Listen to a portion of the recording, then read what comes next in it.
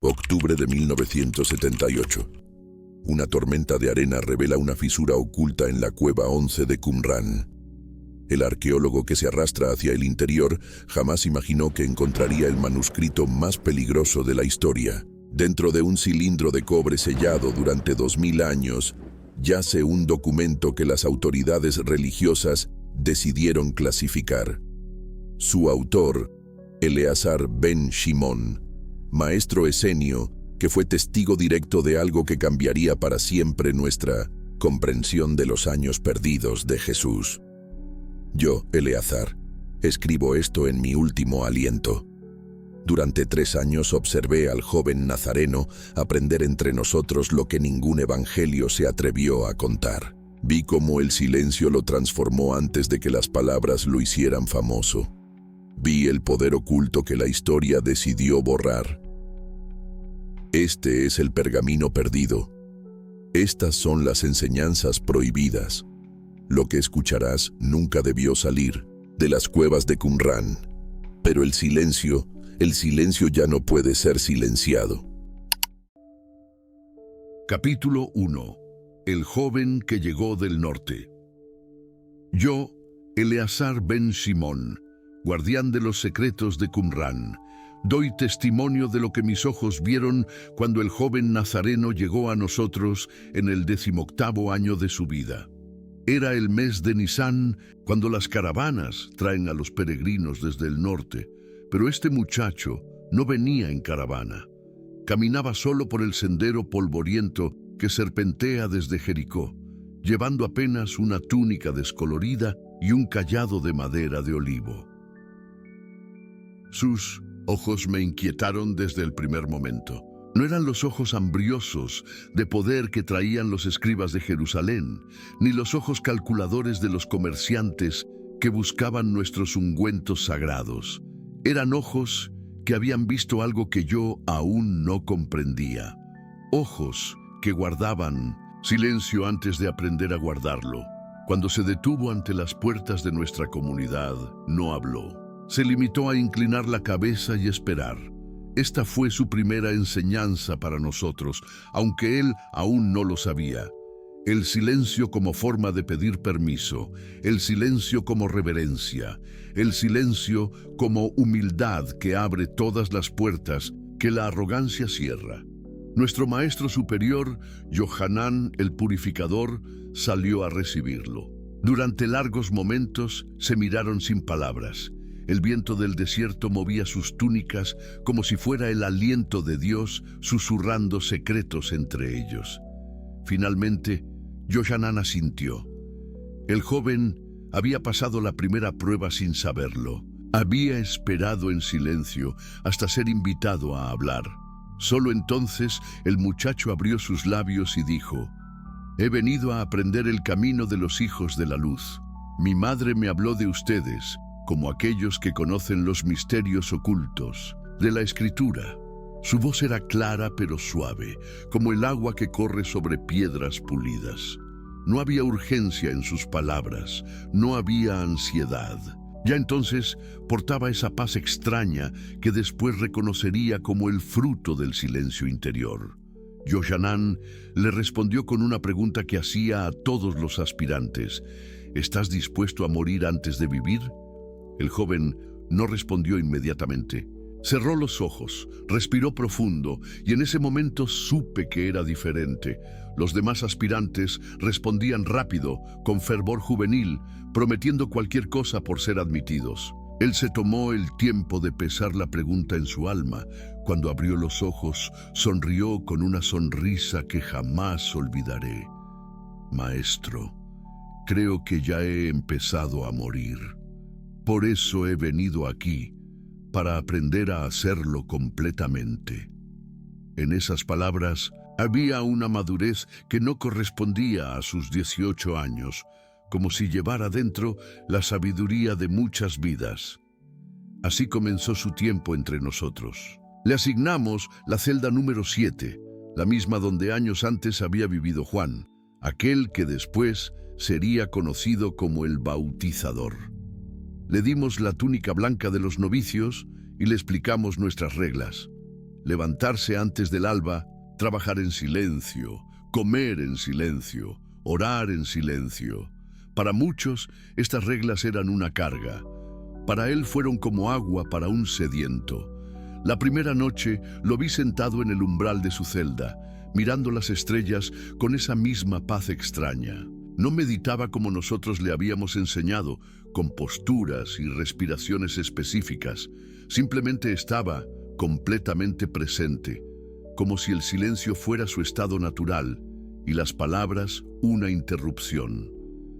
Esa noche comprendí que no habíamos recibido a un estudiante. Habíamos recibido a alguien que vendría a enseñarnos lo que creíamos saber. El silencio que nosotros practicábamos como disciplina, él lo portaba como naturaleza. Éramos jardineros del silencio, pero él era el jardín mismo. Al amanecer del segundo día, cuando tocamos la campana para la oración matutina, todos nos dirigimos al lugar sagrado con nuestros pasos medidos y nuestras mentes preparadas. Pero él ya estaba allí, sentado en perfecta quietud, como si hubiera crecido de la tierra durante la noche. Sus labios no se movían, sus manos descansaban serenas, y de su presencia emanaba un silencio tan profundo que incluso nuestros pensamientos se aquietaron. Así comenzó la enseñanza más grande que jamás recibimos, aprender el silencio de aquel que había venido a aprenderlo de nosotros. Capítulo 2. La disciplina del amanecer. Los primeros rayos de sol apenas tocaban las rocas de Qumrán cuando el joven nazareno se incorporó de su lecho de palma trenzada. No necesitó la campana que nos despertaba a los demás. Su cuerpo parecía seguir un ritmo más antiguo que nuestras reglas, como si llevara dentro un reloj solar que nunca se atrasaba ni se adelantaba. Lo observé desde mi celda mientras se dirigía al pozo ceremonial para las abluciones matutinas. Sus movimientos no tenían prisa, pero tampoco lentitud. Cada gesto fluía hacia el siguiente como agua que encuentra su cauce natural. Cuando se inclinó para tomar el agua entre sus manos, lo hizo con tal reverencia que por un momento creí ver a un sacerdote en el templo de Jerusalén tocando los vasos sagrados. Pero no estaba actuando con solemnidad aprendida. Era solemnidad pura, nacida de ver lo sagrado en lo cotidiano. Para él, cada gota de agua era un milagro, cada respiración una oración, cada momento de silencio una puerta hacia lo eterno. Cuando nos reunimos para la oración del alba, me situé donde pudiera observarlo sin que se notara. Nuestras plegarias matutinas seguían un orden establecido durante generaciones.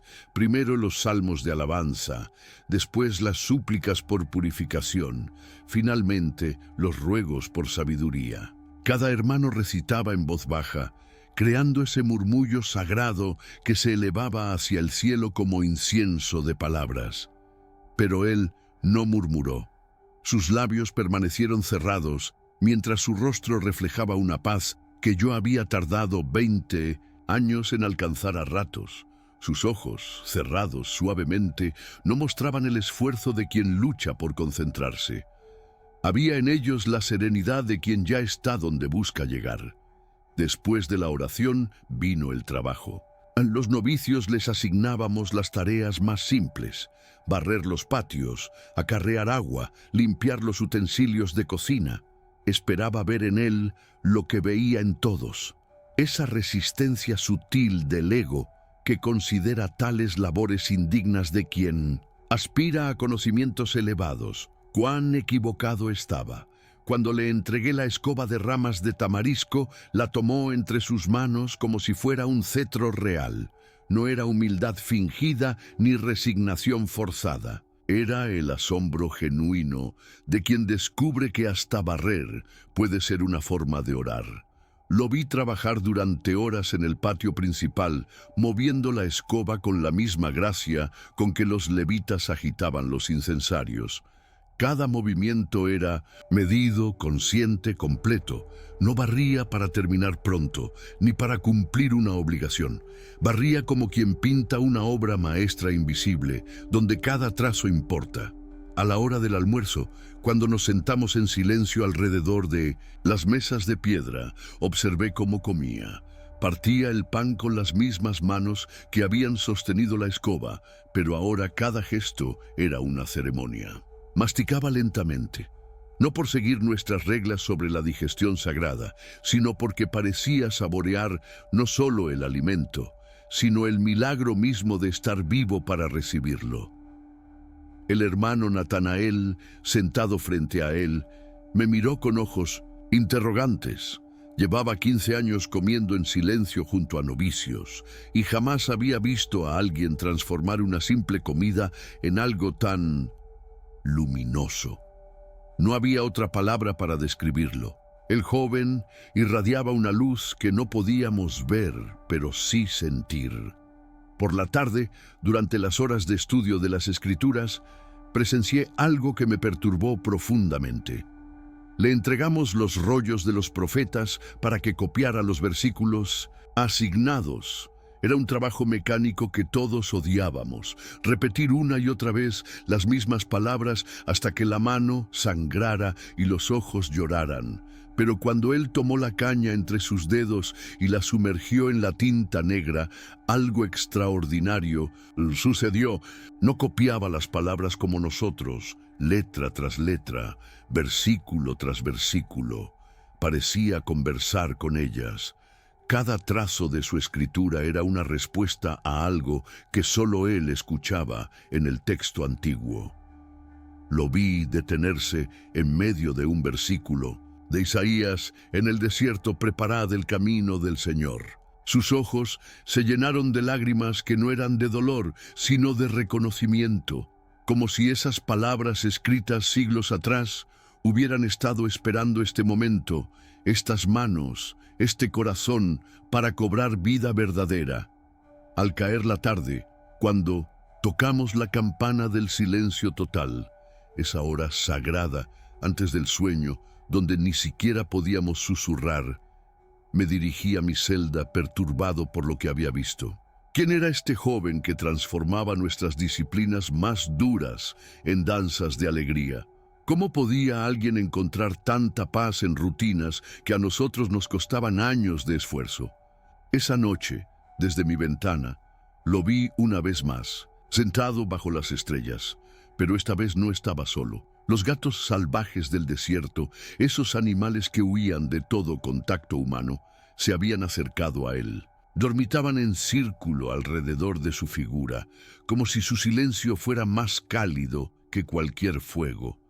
En ese momento comprendí algo que me heló la sangre y me llenó de esperanza a la vez. No estábamos entrenando a un esenio, estábamos siendo testigos del nacimiento de algo completamente nuevo. Capítulo 3. El ayuno de las palabras. Al séptimo día de su llegada, el maestro Yohanan me llamó a su celda cuando las sombras de la tarde comenzaban a alargarse sobre las piedras de Qumran.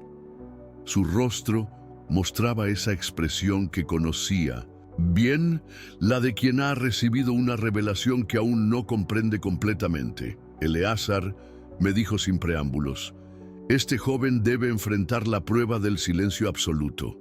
Pero no los 3 días que damos a los novicios, 7 días completos, sin una sola palabra, sin un solo sonido que salga de sus labios. Me quedé perplejo. Jamás habíamos impuesto tal disciplina a alguien tan nuevo en nuestra comunidad. 7 días, maestro. Incluso nuestros hermanos más experimentados luchan con 3 días de silencio total. ¿No es demasiado severo? Yohanan movió la cabeza lentamente, con esa sonrisa misteriosa que aparecía cuando veía más allá de lo que nosotros alcanzábamos a percibir. No es severidad, Eleazar, es necesidad. Este joven lleva dentro algo que debe nacer, pero solo puede nacer en el silencio más profundo. Las palabras que aún conserva de su vida anterior deben morir completamente antes de que pueda encontrar las palabras verdaderas. Sus ojos brillaron con una luz extraña. Además, tengo la sospecha de que él nos enseñará qué significa realmente el silencio. Esa misma noche, después de la cena ritual, condujimos al Nazareno hasta la cueva de los ayunantes, una cavidad natural excavada en la roca viva a media hora de camino de nuestra comunidad principal. Era un lugar severo, despojado de toda comodidad. Solo una estera de juncos, un cántaro de agua y un pequeño cuenco para las pocas dátiles que se le permitían cada día. Le explicamos la prueba. 7 días sin pronunciar palabra alguna, sin gestos que reemplazaran las palabras, sin siquiera susurros. El silencio debía ser total, interno y externo. Muchos novicios recibían esta explicación con ojos aterrados. El silencio absoluto era como una pequeña muerte, una experiencia que quebraba a algunos y forjaba a otros. Pero sus ojos no mostraron temor. Había en ellos algo que me inquietó, expectativa, como si hubiera estado esperando esta oportunidad toda su vida. Asintió con serenidad, se inclinó ante nosotros en señal de respeto y sin más dilación se adentró en la cueva. Durante los primeros 3 días, yo mismo me encargué de llevarle el agua fresca y los pocos alimentos permitidos. Lo encontraba siempre en la misma posición, sentado con las piernas cruzadas, la espalda recta pero no rígida, las manos descansando suavemente sobre las rodillas. Sus ojos permanecían cerrados, pero no con el esfuerzo de quien lucha contra las distracciones, sino con la naturalidad de quien ha encontrado un hogar interior. Al 4.º día, algo extraordinario comenzó a suceder.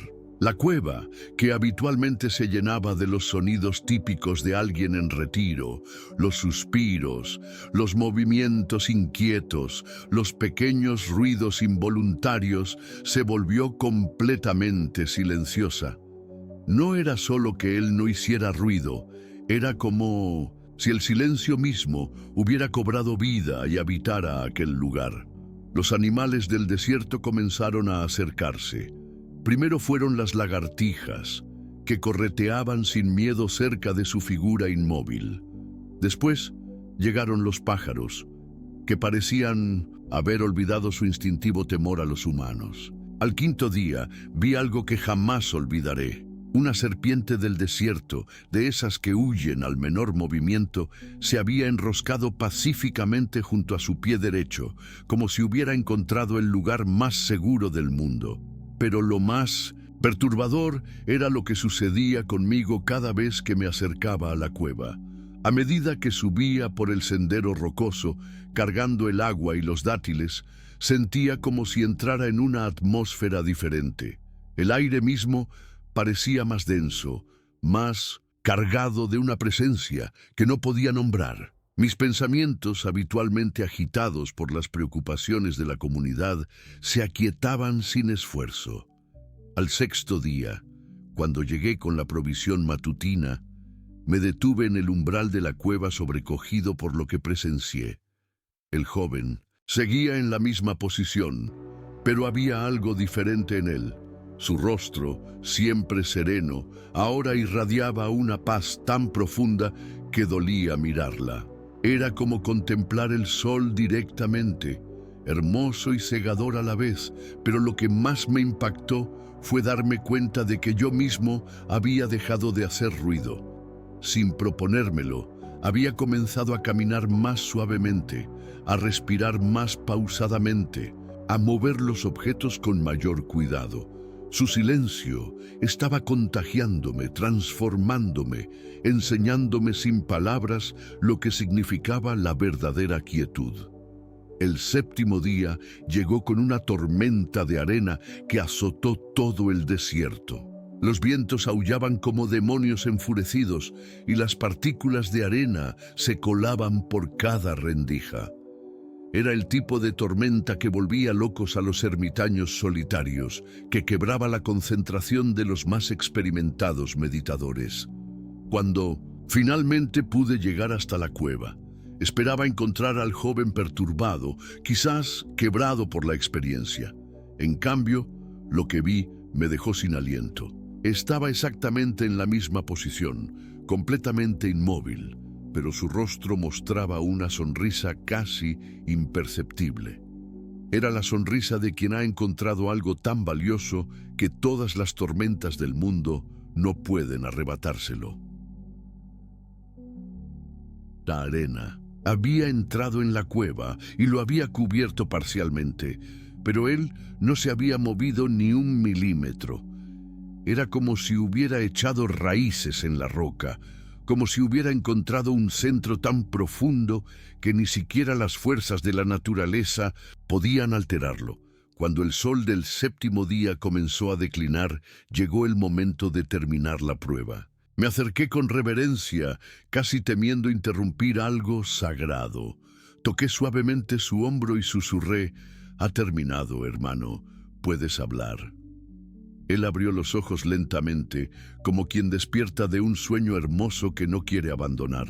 Me miró con esos ojos que ahora brillaban con una luz nueva, una luz que no había estado allí 7 días atrás. Después, con una voz que sonaba como el eco de aguas profundas, pronunció las primeras palabras que habían salido de sus labios en una semana. «Maestro Eleazar, ahora entiendo por qué las palabras son tan poderosas. Solo quien ha aprendido a vivir sin ellas puede usarlas para dar vida». Capítulo 4. El espejo del desierto. Cuando el joven nazareno emergió de la cueva después de 7 días de silencio, todos esperábamos ver los signos habituales del ayuno de palabras. Ojos hundidos, movimientos vacilantes, esa fragilidad que siempre acompaña a quienes han tocado los límites del alma humana. En cambio, caminaba con una gracia nueva, como si hubiera encontrado dentro de sí una fuente de fortaleza que nosotros desconocíamos. Pero fue en los días siguientes cuando comenzamos a comprender lo que realmente había sucedido en aquella cueva. Su manera de relacionarse con el mundo había cambiado de forma sutil, pero profunda. Era como si hubiera aprendido a ver su propio reflejo en cada cosa que lo rodeaba. La primera señal llegó durante las abluciones matutinas. Lo observé acercarse al pozo ceremonial como siempre hacía, pero esta vez, cuando se inclinó sobre el agua, se quedó inmóvil durante largos minutos, contemplando su reflejo. No era vanidad ni contemplación narcisista. Sus ojos mostraban el asombro de quien se reconoce por primera vez, como si el rostro que veía en el agua fuera el de un extraño familiar que acabara de encontrar. «¿Quién soy?», le escuché murmurar tan quedamente que pensé haber imaginado las palabras, pero después vi cómo tocaba suavemente la superficie del agua con la yema de los dedos, fragmentando su imagen en 1000 pedazos brillantes, solo para esperar pacientemente a que se recompusiera de nuevo. Durante las horas de trabajo, algo extraordinario comenzó a manifestarse.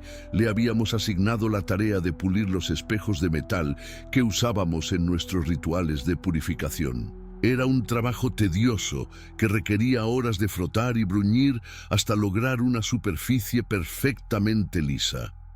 Pero él convirtió esta tarea en una especie de meditación profunda. Lo vi trabajar en silencio absoluto, pero no era el silencio vacío de quien se aburre.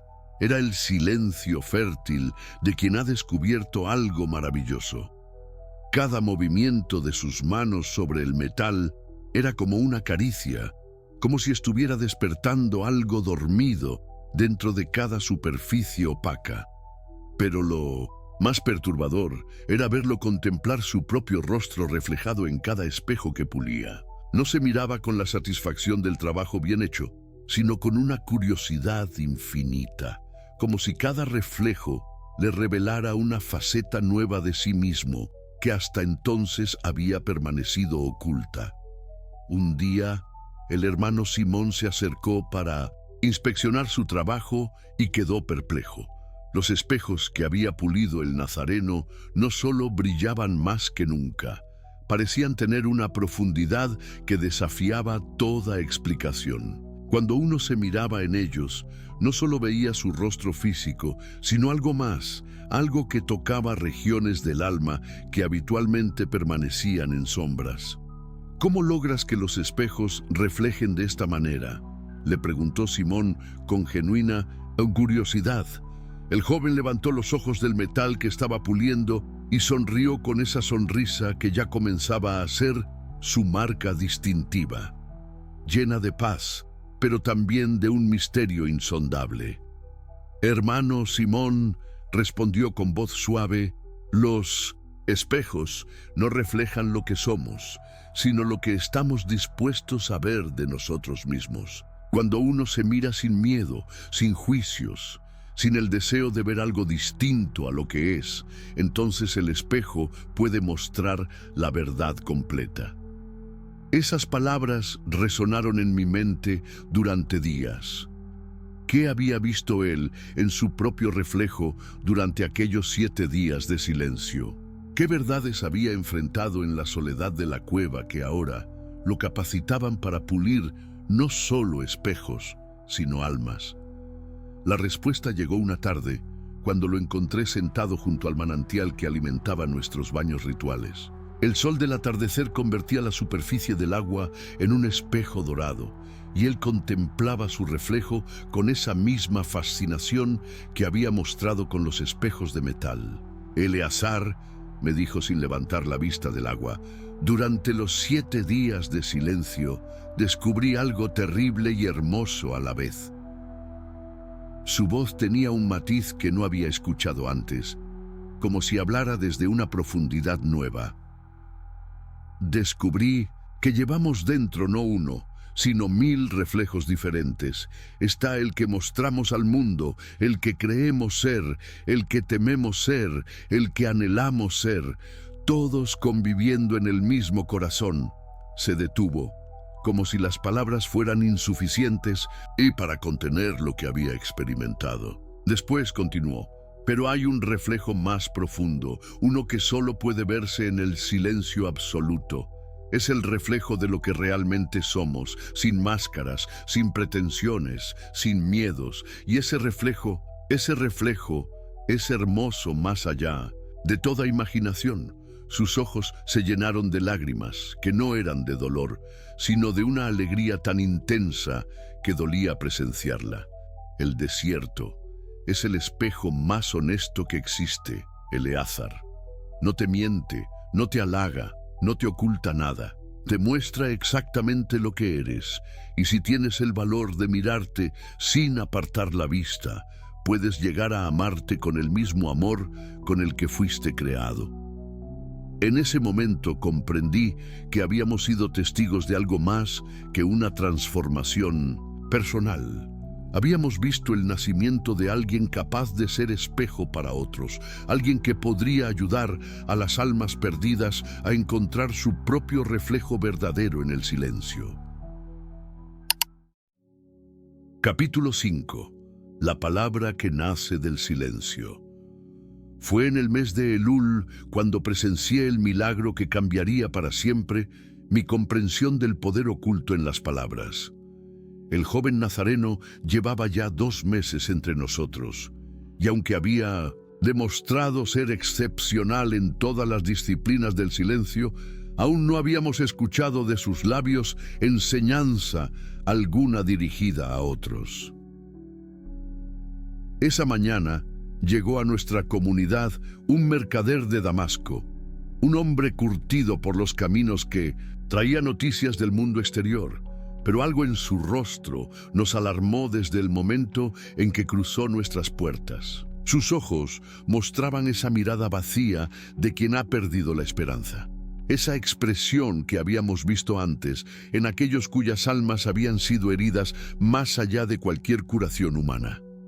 El mercader se llamaba Jairo, y durante la cena nos relató su historia entre sollozos contenidos. Su hija única, una niña de 12 años que era la luz de su vida, había enfermado con una dolencia extraña que ningún médico podía explicar ni curar.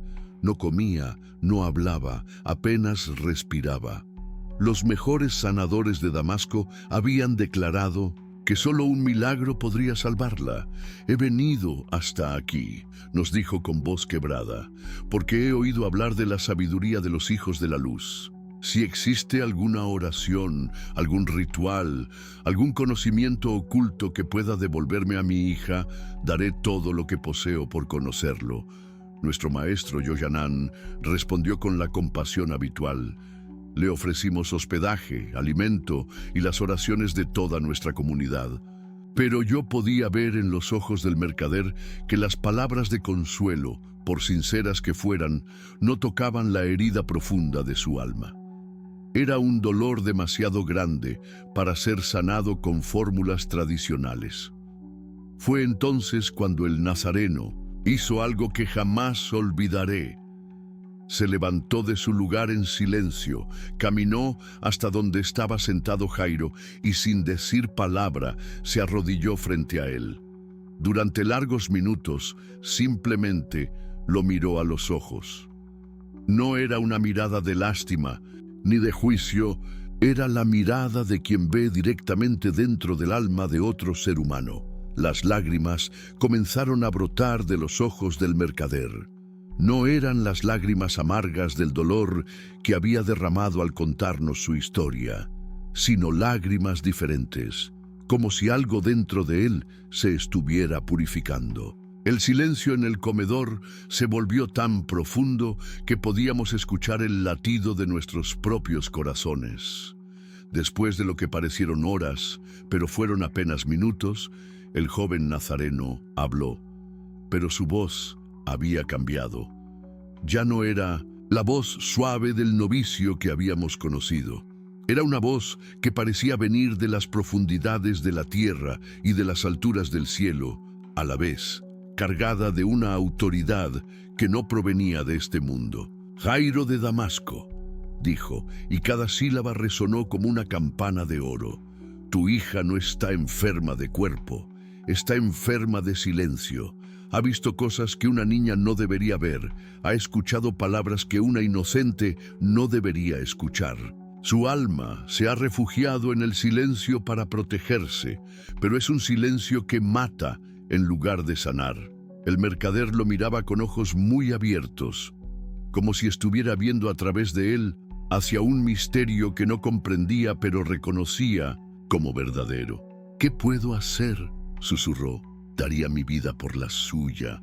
El nazareno sonrió con esa sonrisa que ya conocíamos, pero ahora había en ella algo nuevo.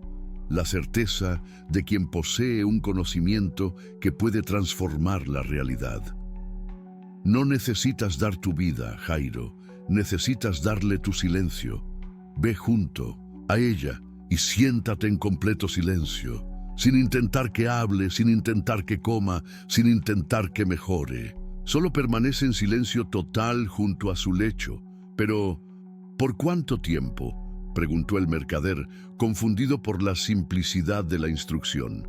«Hasta que tu silencio sea más fuerte que su miedo, hasta que tu presencia silenciosa le diga sin palabras que está segura, que es amada, que puede regresar al mundo sin peligro». La voz del joven adquirió una ternura infinita. «El silencio sanador no es ausencia de palabras, Jairo. Es presencia del amor más puro, y solo el amor puede llamar de vuelta a un alma que se ha perdido en el miedo». El mercader se quedó inmóvil durante largos minutos, procesando estas palabras que resonaban en su corazón como la verdad misma. Finalmente asintió, se puso de pie y sin más dilación se dispuso a partir de regreso a Damasco. Antes de cruzar la puerta, se volvió hacia el nazareno y le preguntó: «¿Cómo puedo agradecerte esta sabiduría?». «Cuando tu hija hable nuevamente», respondió el joven, «enséñale que las palabras más poderosas son las que nacen después del silencio más profundo. y recuerda siempre que el amor verdadero a veces debe callar para poder ser escuchado. Jairo partió esa misma noche. 3 semanas después, un mensaje llegó desde Damasco. Su hija había comenzado a hablar de nuevo, y sus primeras palabras fueron: «Padre, sentí tu corazón cantando en silencio». Esa noche comprendí que habíamos presenciado el nacimiento de algo que cambiaría al mundo. La palabra que surge del silencio profundo, cargada del poder de sanar lo que parecía incurable. Capítulo 6. El silencio y la sanación.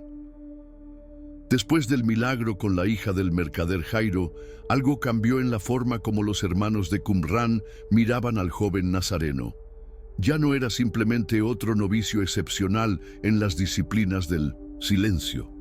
Se había convertido en alguien que poseía un conocimiento que ninguno de nosotros había alcanzado en décadas de práctica espiritual. Pero él no permitió que esta nueva reverencia alterara su rutina diaria. Seguía levantándose. Antes del alba, realizaba sus abluciones con la misma devoción silenciosa. Trabajaba en las tareas asignadas sin buscar privilegios especiales. Sin embargo, había algo nuevo en su presencia, una serenidad tan profunda que actuaba como bálsamo para cualquier dolor que se acercara a él. La primera señal de este poder sanador emergente llegó a través del hermano Matías, un anciano que llevaba 15 años sufriendo de dolores terribles en las articulaciones. Cada movimiento era una tortura para él, cada amanecer una lucha contra el sufrimiento que habitaba en sus huesos. Había probado todas nuestras hierbas medicinales, todos nuestros aceites consagrados, todas nuestras oraciones de sanación, pero el dolor persistía como un huésped no invitado que se negaba a partir. Una mañana, durante las horas de trabajo comunal, vi a Matías intentando cargar un cántaro de agua, gimiendo con cada paso. Sus manos temblaban no solo por el peso, sino por el dolor que le atravesaba los brazos como fuego líquido. Estaba a punto de acercarme para ayudarlo cuando el nazareno apareció silenciosamente a su lado. No dijo palabra, simplemente tomó el cántaro de las manos del anciano con una gentileza infinita y se quedó de pie frente a él. Sus ojos se encontraron y en ese momento presencié algo que desafía toda descripción. Era como si el silencio mismo se hubiera materializado entre ambos, creando un espacio sagrado donde el dolor no podía entrar. El nazareno extendió sus manos y las colocó suavemente sobre los hombros de Matías. No había gestos teatrales, no había palabras de poder, no había rituales elaborados, solo sus manos descansando con una presencia tan intensa que el aire alrededor parecía vibrar con una frecuencia diferente. Durante largos minutos permanecieron así, conectados por un silencio que era más que ausencia de sonido. Era presencia pura, amor concentrado, paz destilada en su forma más potente. Los ojos del hermano Matías se llenaron de lágrimas, no de dolor esta vez, sino de asombro ante algo que estaba sucediendo dentro de él. Cuando finalmente el nazareno retiró sus manos, Matías movió los brazos experimentalmente, primero con cautela, después con creciente confianza, finalmente con una alegría que transformó su rostro arrugado en una sonrisa de niño. El dolor que lo había atormentado durante 15 años había desaparecido completamente. «¿Cómo es posible?», susurró Matías, flexionando los dedos que habían estado rígidos durante años. «¿Qué has hecho?». El nazareno sonrió con esa serenidad que ya conocíamos, pero en sus ojos había una profundidad nueva, como si hubiera accedido a manantiales de sabiduría que hasta entonces permanecían ocultos. «No he hecho nada, hermano Matías. El silencio lo ha hecho todo». Cuando dos almas se encuentran en silencio absoluto, sin expectativas, sin miedo, sin prisa, se crea un espacio donde el amor puede fluir libremente, y el amor verdadero disuelve todo lo que no es amor, incluyendo el dolor. Esas palabras resonaron en mi mente durante días. ¿Era posible que el silencio profundo fuera no solo una disciplina espiritual, sino una medicina real? ¿Había descubierto este joven algo que nosotros, con toda nuestra sabiduría acumulada, habíamos pasado por alto? La respuesta llegó pocos días después, cuando la hermana Marta, una mujer que se había unido a nuestra comunidad huyendo de un matrimonio violento, se acercó al Nazareno con los ojos hinchados de llorar. Su alma llevaba heridas más profundas que las del cuerpo, cicatrices invisibles que sangraban cada noche en pesadillas terribles. «Maestro», le dijo con voz quebrada, ¿puede el silencio sanar también las heridas que no se ven? ¿Puede curar un corazón roto en pedazos tan pequeños que ya no recuerda cómo era cuando estaba entero? El nazareno la miró con esos ojos que parecían ver directamente hasta el fondo del alma. Después, sin decir palabra, extendió su mano derecha con la palma hacia arriba, invitándola a colocar la suya encima. Cuando ella lo hizo, él cerró suavemente sus dedos alrededor de los de ella y cerró los ojos. Lo que siguió fue el silencio, más profundo que jamás había presenciado. No era solo que no hablaran, era como si hubieran entrado juntos en una dimensión donde las palabras nunca habían existido. Permanecieron así mientras el sol se movía en el cielo, sus manos unidas, en un silencio que palpitaba con vida propia. Cuando finalmente abrieron los ojos, el rostro de Marta había cambiado completamente. Las líneas de dolor se habían suavizado. Los ojos ya no mostraban terror, sino una paz que parecía brotar desde las profundidades de su ser. No había sido curada solo de sus heridas, sino que había redescubierto quién era antes de que la hirieran. «El silencio», murmuró ella, «es como regresar a casa después de haber estado perdida durante años». Esa noche comprendí que estábamos presenciando el nacimiento de una nueva forma de sanación, una que no dependía de hierbas ni ungüentos, sino del poder puro del silencio compartido en amor perfecto. Capítulo 7. La oración sin palabras. El momento más revelador de todos llegó durante la festividad del Yom Kippur, el día más sagrado de nuestro calendario, cuando toda la comunidad de Qumran se reunía para el gran ayuno y las oraciones de expiación. Era una ceremonia que seguía patrones establecidos desde generaciones, con sus salmos específicos, sus rituales de purificación y sus largas horas de súplicas colectivas por el perdón divino. Habíamos preparado el lugar sagrado con especial cuidado, incienso de mirra ardiendo en los braseros de bronce, las vestiduras ceremoniales blancas como la nieve del monte Hermón, los rollos sagrados dispuestos según la tradición ancestral. Todo debía ser perfecto para este encuentro anual con lo divino. El maestro Yohanan inició la ceremonia con las invocaciones tradicionales, su voz resonando entre las paredes de piedra con la solemnidad que requería la ocasión. Uno por uno, cada hermano fue recitando los salmos de David, las lamentaciones de Jeremías, las súplicas rituales que nuestros padres habían pronunciado durante siglos. Cuando llegó el turno del Nazareno, todos esperábamos escuchar su voz sumarse al coro de oraciones. Llevaba ya 4 meses entre nosotros.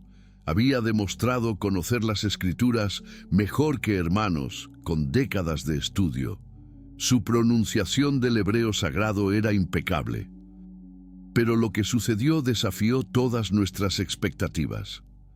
Se puso de pie en el lugar que le correspondía, pero en lugar de abrir los labios para recitar, cerró los ojos y permaneció en completo silencio. No era el silencio vacilante de quien ha olvidado las palabras, ni el silencio avergonzado de quien no conoce el texto.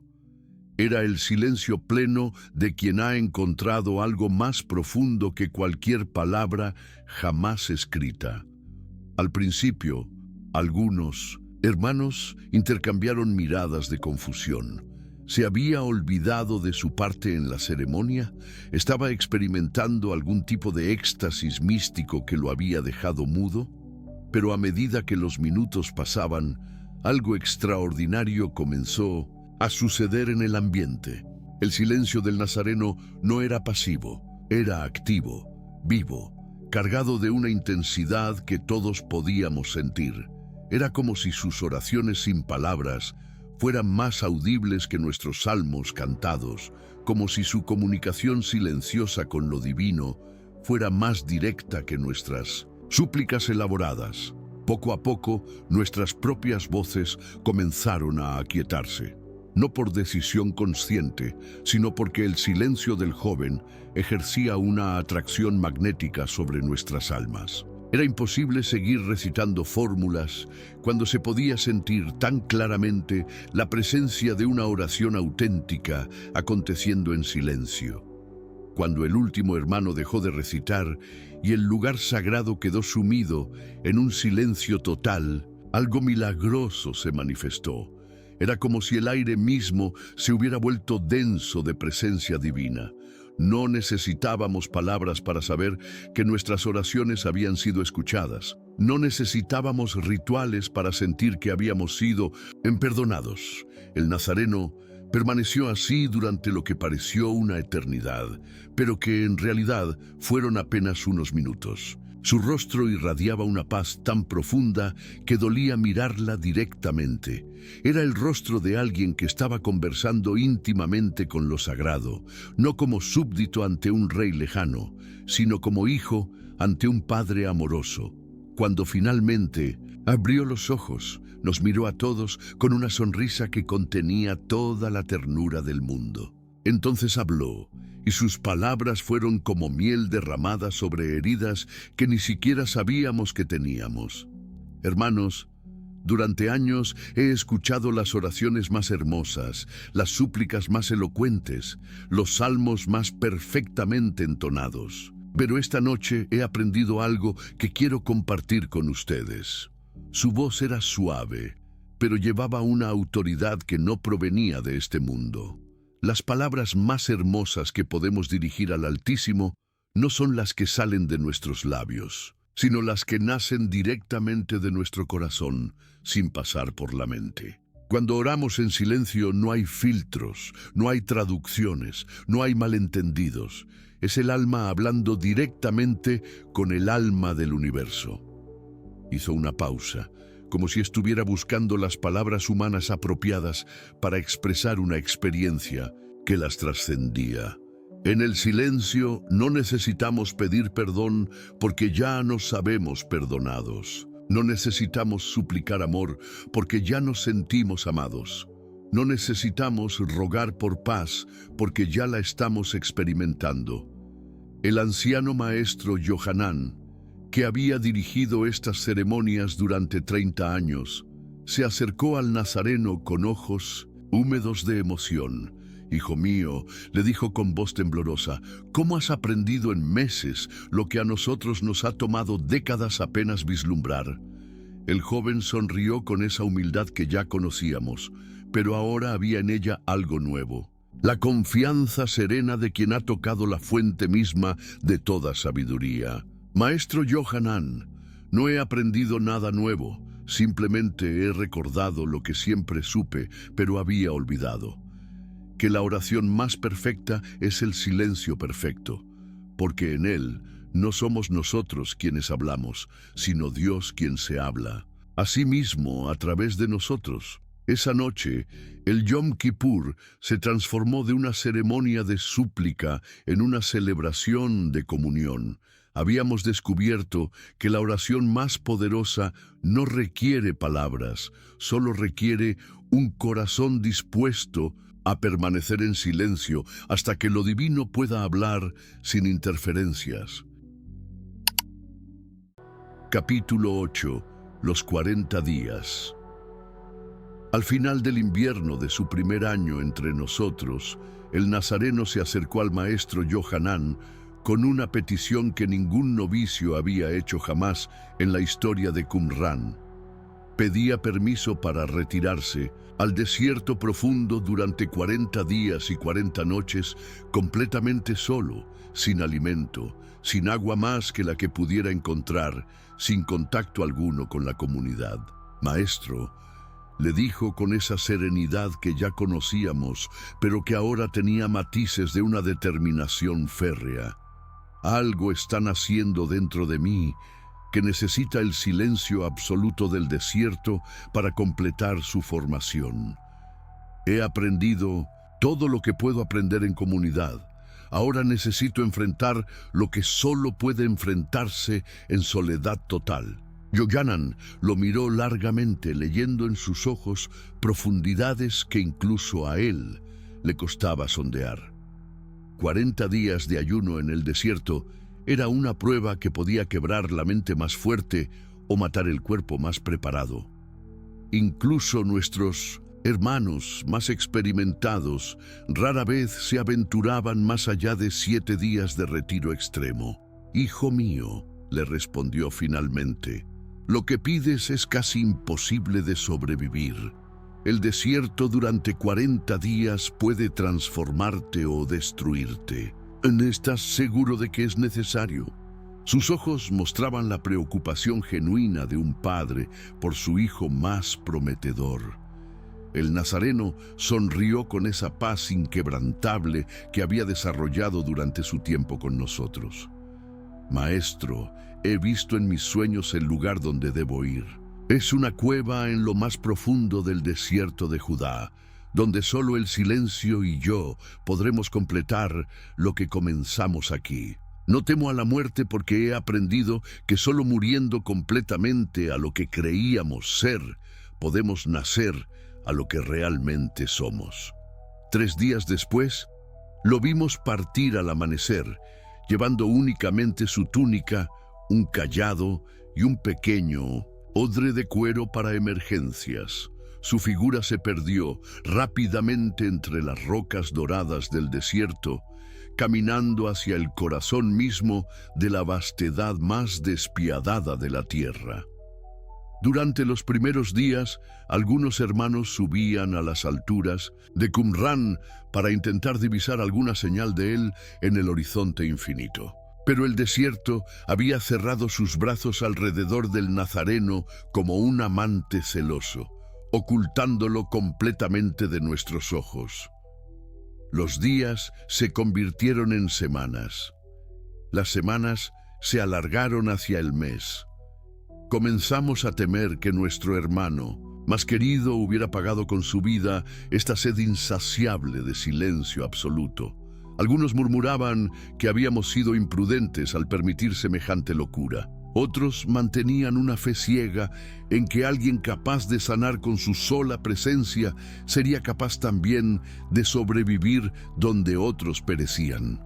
El maestro Yohanan organizó turnos de vigilia, hermanos que pasaban las noches orando por el regreso seguro del nazareno. Pero yo sabía, con esa certeza que no se basa en razones, sino en intuición profunda, que algo extraordinario estaba aconteciendo en algún lugar del desierto, algo que cambiaría no solo a nuestro hermano, sino al mundo entero. En la madrugada del día 40, estaba yo realizando mis abluciones matutinas, cuando una figura apareció en el sendero que conduce desde el desierto. Al principio pensé que mis ojos me engañaban, creando espejismos de tanto desear el regreso del ausente. Pero a medida que la figura se acercaba, no cabía duda. Era él, pero también no era él. El joven que había partido 40 días atrás había regresado transformado tan profundamente que parecía haberse convertido en otra persona, habitando el mismo cuerpo. Su túnica, milagrosamente, seguía siendo blanca como el día de su partida. Su rostro, aunque marcado por el ayuno, irradiaba una luz que no provenía del sol del desierto, sino de algún fuego interior que había aprendido a arder sin consumirse. Pero lo que más me impactó fueron sus ojos. Ya no eran los ojos serenos del novicio excepcional que habíamos conocido. Eran los ojos de alguien que había visto el rostro mismo de lo divino y había sobrevivido para contarlo. Había en ellos una profundidad que daba vértigo, como asomarse al pozo más hondo de la sabiduría universal. Cuando llegó hasta donde yo estaba, no dijo palabra. Simplemente me miró, y en esa mirada sentí que podía leer toda mi historia, todos mis secretos, todas mis luchas y victorias, como si fuera un libro abierto ante él. Pero no había juicio en esa mirada, solo una compasión tan vasta que abarcaba todo lo que yo era y todo lo que podría llegar a ser. Finalmente habló, y su voz había cambiado también. Ya no era la voz suave del estudiante, ni siquiera la voz autoritaria del sanador que habíamos presenciado. Era una voz que parecía venir de los cimientos mismos de la realidad, cargada de una certeza que había sido forjada en el silencio más absoluto. Eleazar, me dijo, y mi nombre en sus labios sonó como si fuera la primera vez que alguien lo pronunciara correctamente. He regresado para despedirme. El desierto me ha enseñado todo lo que necesitaba aprender sobre el silencio. Ahora debo ir al mundo para enseñar lo que he aprendido, pero ya no con palabras, con presencia, con vida, con amor hecho carne. En ese momento supe que nuestra etapa como sus maestros había terminado. El alumno había superado infinitamente a sus instructores y ahora marchaba hacia un destino que ninguno de nosotros podía siquiera imaginar. Capítulo 9. El silencio frente al poder. Los últimos días del Nazareno entre nosotros estuvieron marcados por un acontecimiento que reveló la verdadera naturaleza del poder que había adquirido durante su retiro en el desierto. Una mañana, llegó a Qumrán una delegación que jamás habíamos esperado ver. Soldados romanos acompañados por escribas del Templo de Jerusalén, encabezados por un oficial que se presentó como Marco Valerio Publio, centurión de la guarnición de Jericó. Su presencia entre nosotros era altamente inusual. Los romanos generalmente respetaban nuestro aislamiento voluntario, y los escribas del templo nos consideraban herejes menores que no merecían su atención directa. Pero algo los había traído hasta nuestras puertas, y por sus rostros severos, se trataba de un asunto de la máxima gravedad. El maestro Yohanan los recibió con la cortesía fría que reservábamos para las autoridades mundanas. El centurión fue directo al grano. Hemos recibido informes de que entre ustedes se encuentra un joven que se hace llamar sanador, que atrae multitudes con sus presuntos milagros y que predica doctrinas peligrosas para la paz del imperio. Exigimos interrogarlo inmediatamente. Mi corazón se heló. Aunque habíamos mantenido en secreto los eventos extraordinarios que habíamos presenciado, era inevitable que los rumores se filtraran. El caso de Jairo, el mercader de Damasco, había sido imposible de ocultar. Su hija sanada había comenzado a hablar de su experiencia, y las noticias se habían extendido como fuego en hierba seca. Yohanan intentó proteger al nazareno.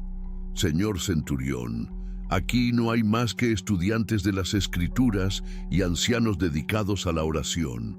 No sé de qué joven hablan, pero el escriba que acompañaba a los romanos, un hombre de ojos calculadores llamado Anás ben Setí, sonrió con malicia. No perdamos tiempo en negaciones. Sabemos que está aquí. Lo que queremos determinar es si representa una amenaza real o simplemente es otro charlatán de los muchos que pululan por Galilea. Sus palabras goteaban desprecio. Si coopera con nuestro interrogatorio, será tratado con la consideración debida a un ciudadano del imperio. Si se resiste, no terminó la frase, pero el mensaje era claro. En ese momento, el nazareno apareció por sí mismo en el patio principal, caminando con esa serenidad que había caracterizado todos sus movimientos desde su regreso del desierto. Su presencia cambió inmediatamente la atmósfera del lugar, como si hubiera traído consigo una paz que desarmaba toda hostilidad. «Soy yo quien buscan», dijo con voz tranquila, dirigiéndose tanto a los romanos como a los escribas. «¿En qué puedo servirles?». El centurión lo estudió con ojos experimentados en evaluar amenazas. Vio ante sí a un joven de aspecto común, vestido con la simple túnica blanca de los esenios, sin armas, sin guardias, sin nada que sugiriera peligro. Pero había algo en su presencia que inquietaba al soldado veterano, algo que no podía identificar, pero que activaba todos sus instintos de alerta. Te acusan de proclamarte sanador divino, de reunir seguidores, de predicar contra el orden establecido. ¿Qué respondes a estas acusaciones? La voz del centurión era dura, entrenada para quebrar la resistencia de los interrogados. El nazareno lo miró directamente a los ojos, y en ese momento presencié algo extraordinario. En lugar de defenderse, de negar las acusaciones, de intentar justificar sus acciones, simplemente guardó silencio. Pero no era el silencio del miedo o de la evasiva. Era el silencio de quien posee una verdad tan sólida que no necesita defenderla con palabras. Los segundos se alargaron en minutos. El centurión esperaba una respuesta, una negación, una súplica, cualquier reacción normal de un acusado. En cambio, se encontró mirando unos ojos que reflejaban tal serenidad que su propia agresividad comenzó a sentirse fuera de lugar, casi vulgar. «¿No tienes nada que decir en tu defensa?», insistió Marco Valerio, pero ahora su voz había perdido parte de su dureza inicial. Había algo en el silencio del nazareno que lo descolocaba más que cualquier argumento brillante o cualquier negación vehemente. El joven continuó en silencio, pero su rostro mostraba una compasión tan genuina hacia sus acusadores que resultaba desconcertante.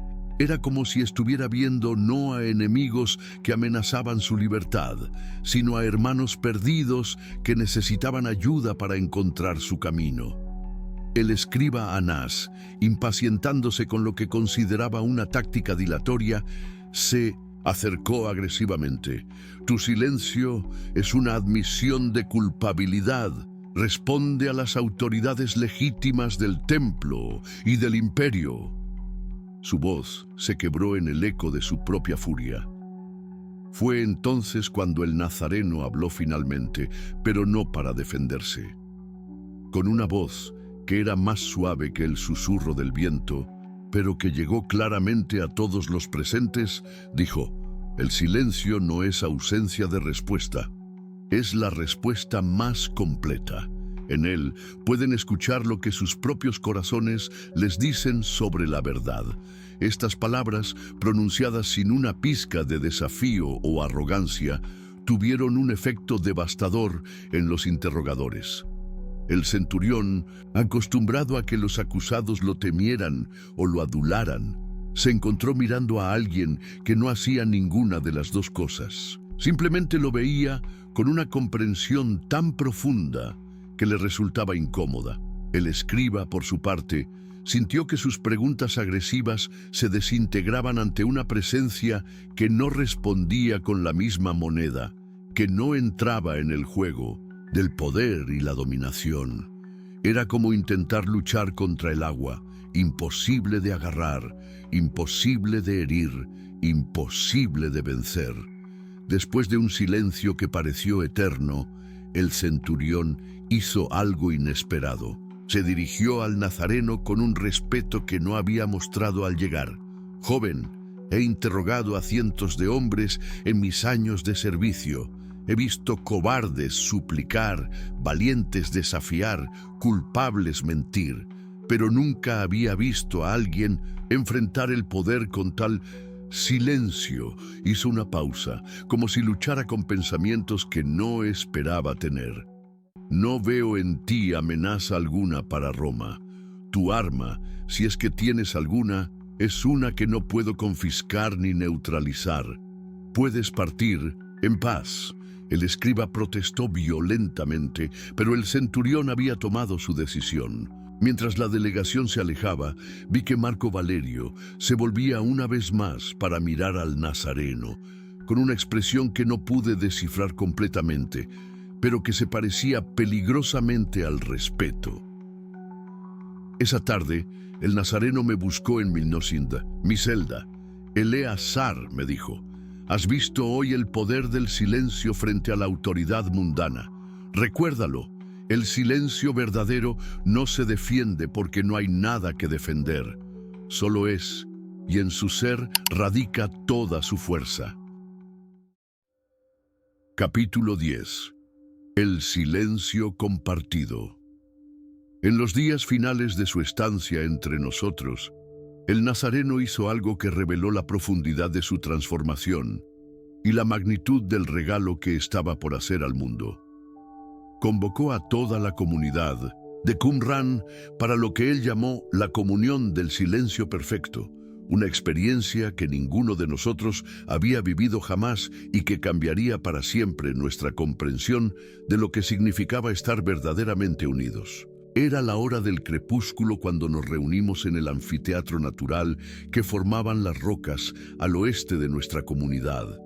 Éramos 37 hermanos en total, desde el anciano Johanán hasta el más joven de los novicios.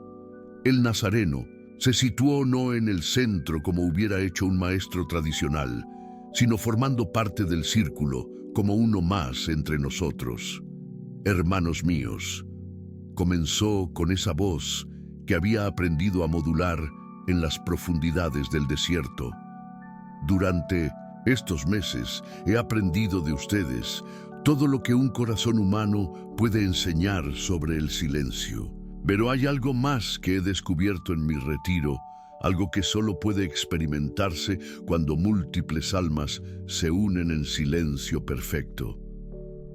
Sus ojos recorrieron el círculo, encontrándose con cada uno de los nuestros, como si estuviera viendo no solo nuestros rostros, sino nuestras historias completas, nuestras luchas, nuestras victorias espirituales. El silencio individual es poderoso, transforma al que lo practica, pero el silencio compartido puede transformar el mundo.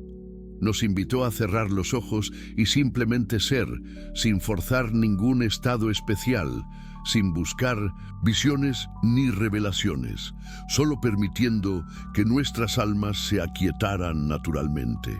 Al principio, lo que experimenté fue el silencio habitual de nuestras meditaciones comunales, el cese gradual de los pensamientos, la quietud progresiva de la mente, la paz que siempre acompañaba nuestras prácticas espirituales. Pero después de unos minutos, algo extraordinario comenzó a suceder. Era como si los límites que habitualmente separaban mi conciencia de las de mis hermanos comenzaran a disolverse suavemente. No perdía mi identidad individual, pero de alguna manera misteriosa podía sentir la presencia interior de cada uno de los que estaban en el círculo. Podía percibir la serenidad profunda del maestro Johanán, la inquietud juvenil del hermano David, las heridas aún sangrantes del alma de Marta, la alegría silenciosa de Matías por su curación reciente.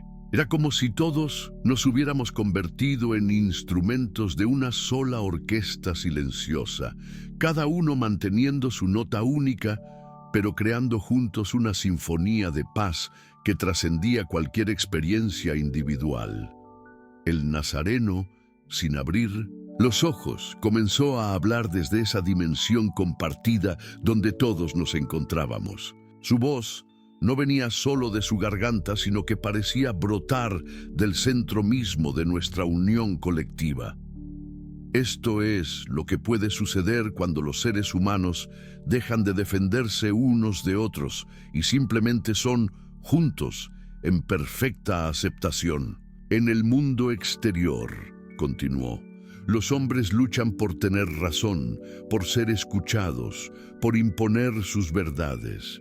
Pero en el silencio compartido no hay verdades que imponer porque todos participamos de la misma verdad. No hay voces que competir porque todos hablamos el mismo lenguaje del corazón.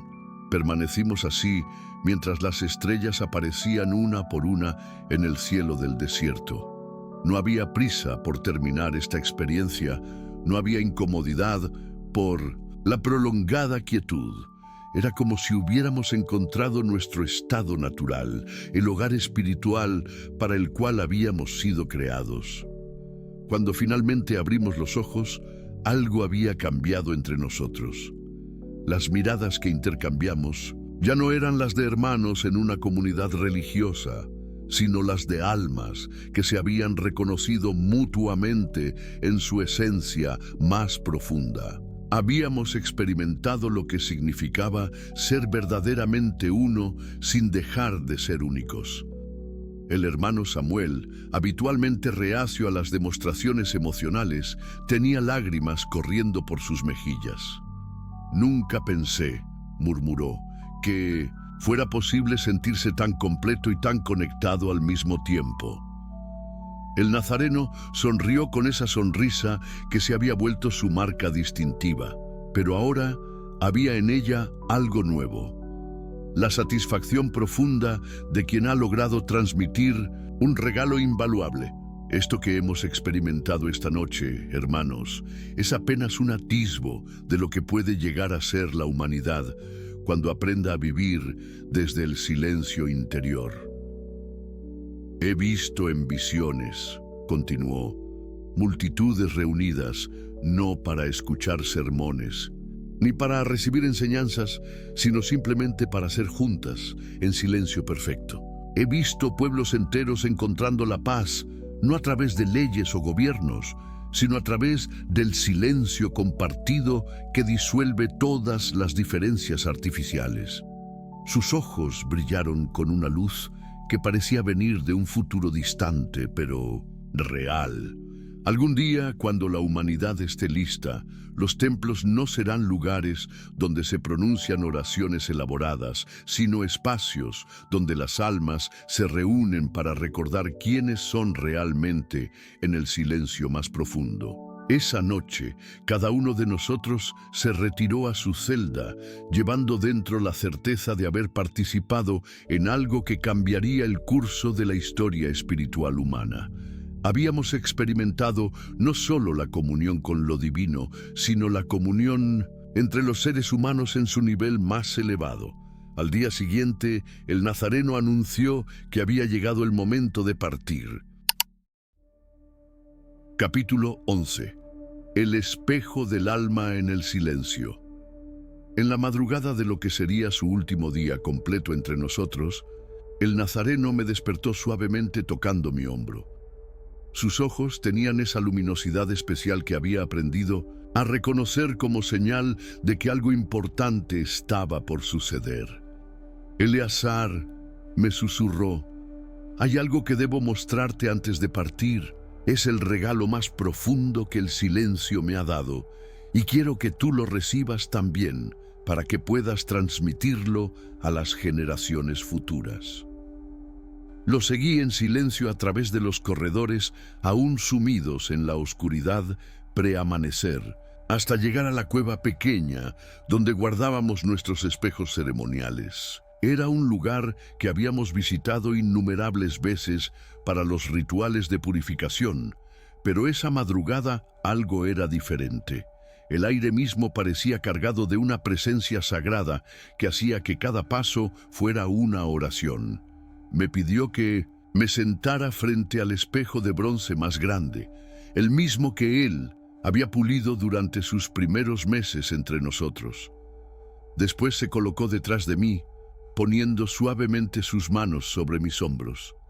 «Mírate», me dijo con voz apenas audible, «pero no veas solo tu rostro físico. Mira más allá, más profundo, deja que el silencio te muestre quién eres realmente». Al principio vi lo que siempre había visto.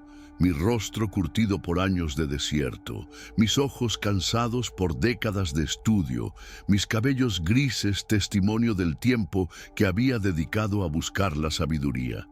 Pero gradualmente, a medida que mi respiración se aquietaba y mi mente se serenaba, algo extraordinario comenzó a suceder. Era como si el espejo se convirtiera en una ventana hacia dimensiones de mí mismo que jamás había sospechado. Comencé a ver no solo mi apariencia actual, sino ecos de lo que había sido en diferentes etapas de mi vida. El niño curioso que había llegado a Qumran buscando respuestas, el joven ardiente que había luchado contra sus pasiones, el adulto que había encontrado paz en las disciplinas esenias, pero aún más profundo que estos reflejos temporales, comencé a percibir algo que me dejó sin aliento. Era como si pudiera ver mi propia alma desnuda, sin las máscaras que habitualmente usamos para protegernos del mundo y de nosotros mismos. Vi mis miedos más profundos, pero también mi coraje más auténtico. Vi mis heridas no sanadas, pero también mi capacidad infinita para amar. «No tengas miedo de lo que ves», murmuró el nazareno, sintiendo mi turbación. El silencio es el único lugar donde podemos enfrentar nuestra verdad completa sin ser destruidos por ella. Porque en el silencio también encontramos la compasión infinita que nos permite amarnos exactamente como somos. Sus palabras actuaron como un bálsamo sobre la conmoción que me producía verme tan completamente. Gradualmente, la resistencia que instintivamente opongo a esta revelación total se fue disolviendo, reemplazada por una aceptación que jamás había experimentado. Por primera vez en mi vida me estaba viendo sin juicios, sin deseos de cambiar nada, sin vergüenza por mis imperfecciones. «Esto es lo que sucede», continuó el nazareno, «cuando un alma se encuentra consigo misma en el espejo del silencio absoluto. Ve todo lo que es, todo lo que ha sido, todo lo que puede llegar a ser, y en esa visión completa encuentra no condenación, sino liberación». Permanecimos así mientras el sol naciente comenzaba a filtrar sus primeros rayos a través de las aberturas de la cueva. Con cada minuto que pasaba, mi capacidad de verme y aceptarme crecía, como si el silencio fuera puliendo no solo el espejo externo, sino el espejo interior de la conciencia. Finalmente, el nazareno retiró sus manos de mis hombros y se colocó a mi lado.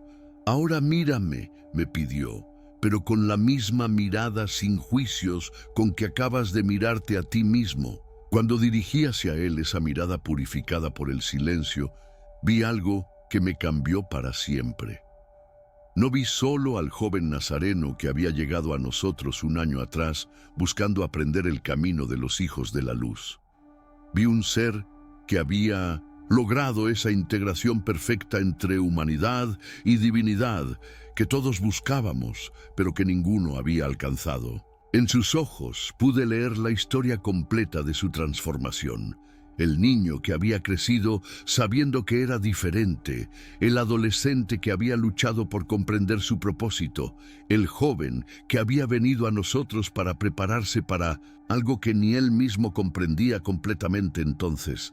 Pero también vi lo que se había convertido, un ser capaz de reflejar perfectamente la luz divina sin distorsionarla con miedos, deseos o limitaciones humanas. «Este es el regalo final del silencio», me dijo con voz suave, pero cargada de una certeza absoluta. Nos permite vernos a nosotros mismos y ver a otros con los ojos de la compasión infinita. Cuando miramos desde el silencio, ya no vemos enemigos, ni extraños, solo vemos aspectos diferentes del mismo ser universal. Eleazar, continuó, tomando mis manos entre las suyas, cuando yo ya no esté físicamente entre ustedes, recuerda esto. Cada persona que encuentres en tu camino es un espejo, que puede reflejar alguna faceta de la verdad divina, pero solo podrás verlo si mantienes el silencio interior que hoy hemos compartido. Sus últimas palabras resonaron en la cueva como una profecía.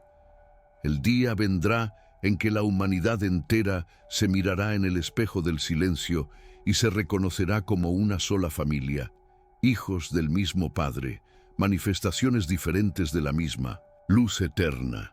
Esa mañana comprendí que había recibido no solo una enseñanza, sino una responsabilidad sagrada. Preservar y transmitir este conocimiento del silencio como espejo del alma, para que las generaciones futuras pudieran también encontrar en él la clave de la verdadera compasión y la auténtica unidad humana. Capítulo 12. El eco eterno. Han pasado 30 años desde que él partió de entre nosotros. 30 años desde que aquel joven del norte regresó al mundo llevando en su corazón el tesoro que aquí había encontrado. Ahora, cuando mis manos tiemblan al escribir y mis ojos se nublan con la edad, comprendo por qué el Eterno me ha mantenido vivo tanto tiempo. Era para ser testigo, para ser la voz que cuenta lo que nadie más recuerda. Porque verán, hermanos que lean estas líneas en tiempos futuros, lo que él aprendió aquí no fue magia ni milagros, no fueron palabras secretas ni fórmulas ocultas, fue algo mucho más simple y por eso mismo infinitamente más poderoso. Recuerdo aquella primera mañana cuando lo vi despertar entre nosotros. Ya no era el mismo joven inquieto que había llegado 3 años antes. Sus ojos habían adquirido esa profundidad que solo conocen quienes han bebido del pozo del silencio verdadero. Sus movimientos habían encontrado esa gracia que solo poseen quienes han aprendido a moverse desde la quietud. Aprendió que en el silencio vive una presencia que las palabras solo pueden traicionar, que hay una fuerza que fluye cuando no intentamos dirigirla, que existe un amor que abraza cuando no tratamos de poseerlo. Vi cómo transformó este conocimiento en cada gesto de su vida posterior. Su silencio ante Pilato no era sumisión, era poder puro. Su quietud en la cruz no era derrota, era victoria absoluta. Había aprendido el secreto que nosotros, los hijos de la luz, guardamos desde tiempos antiguos. Porque el silencio, hermanos míos, el silencio verdadero, no es ausencia de sonido, es presencia de eternidad, no es vacío de palabras, es plenitud de ser, no es muerte de comunicación, es nacimiento de comunión. Él comprendió algo que las multitudes nunca entendieron, que cada palabra dicha desde el silencio tiene el poder de sanar, que cada gesto nacido de la quietud puede resucitar almas muertas, que cada mirada que brota del silencio interior puede devolver la esperanza a los desesperados. Y ahora, cuando veo a nuestros hermanos jóvenes practicar estos mismos ejercicios que él una vez practicó, cuando los veo emerger de sus retiros, con esa misma luz en los ojos, sé que su enseñanza continúa.